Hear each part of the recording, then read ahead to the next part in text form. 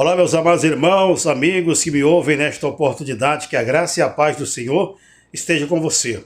Quero trazer uma palavra de Deus que fala sobre propósito e observância.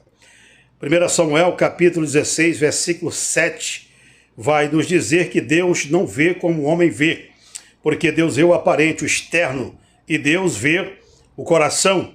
E nós temos algumas histórias bíblicas que narram a respeito desta realidade. E uma delas você conhece muito bem, que é a de Davi, cujo texto se refere.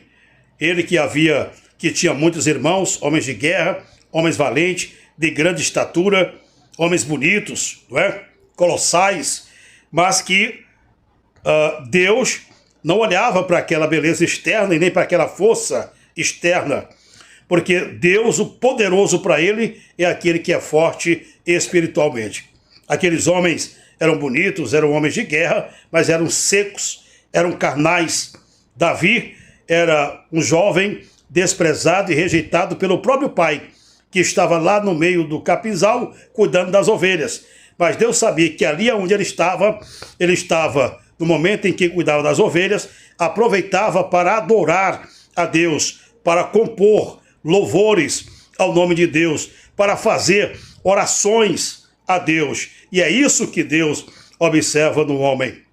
Deus observa essas coisas. A ótica humana não consegue ver, não consegue perceber, mas Deus, ele olha para isso. E o importante é que Jessé via os seus filhos quando estava perto. Ele não via quando estava longe.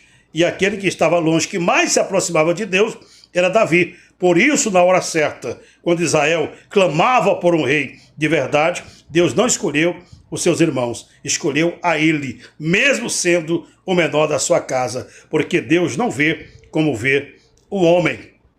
A Bíblia vai dizer que Jacó tinha 12 filhos, e dentre estes tinha um chamado José, que era um dos mais jovens filhos de Jacó.